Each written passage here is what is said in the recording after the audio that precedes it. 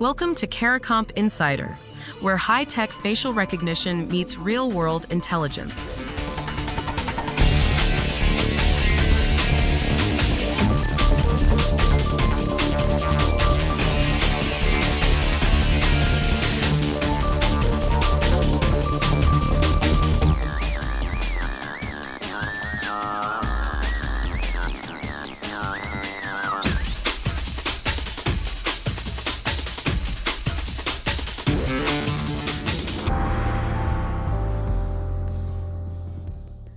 The last time you walked up to a friend's front door, a camera may have scanned your face.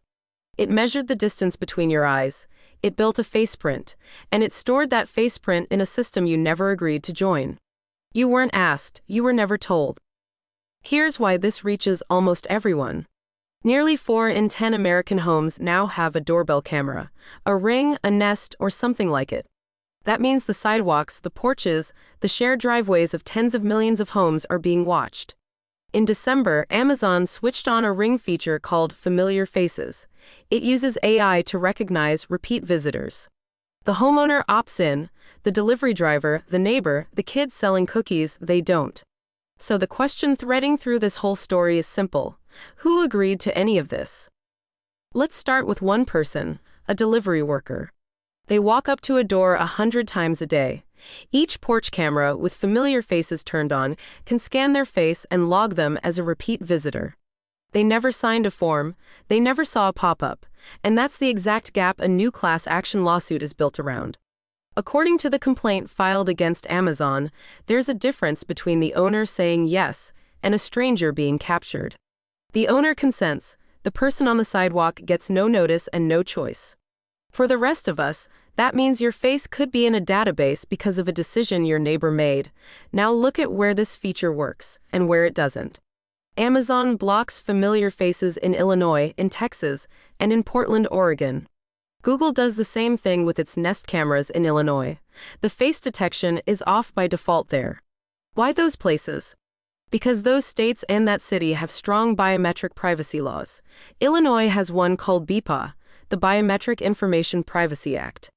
Under that law, scanning someone's face without permission can trigger heavy penalties, even if nobody's data ever leaked. So the companies know how to turn the feature off. They just choose to leave it on everywhere the legal risk feels manageable. That's not a technical limit. That's a business calculation. The lawsuit asks for $5 million in damages. Given how these biometric laws stack up penalties per violation, some legal experts call that number conservative. Amazon's response? The company says the feature is optional. It says the face data is encrypted, never shared, and any unrecognized face is deleted after 30 days. Ring calls it a security tool, not surveillance. The people suing say none of that fixes the core problem. Encrypting a faceprint doesn't mean the person agreed to have one made. Here's the part that reframes everything. This isn't a surveillance story built by a government. It's a surveillance network built by neighbors, one porch at a time, one convenience purchase at a time. Nobody voted on it. Nobody debated it. It just quietly assembled itself, doorbell by doorbell. So let's bring it home. A popular doorbell camera can now scan and remember the faces of everyone who walks up to it. The homeowner agrees to that. The visitor never does. And a lawsuit says that missing consent breaks the law. Whether you own one of these cameras or just walk past them, you're already in this story. The face you carry everywhere is being logged in places you never chose. The full breakdown's in the show notes if you want the deep dive. Now you know something most people in this industry don't. Use it.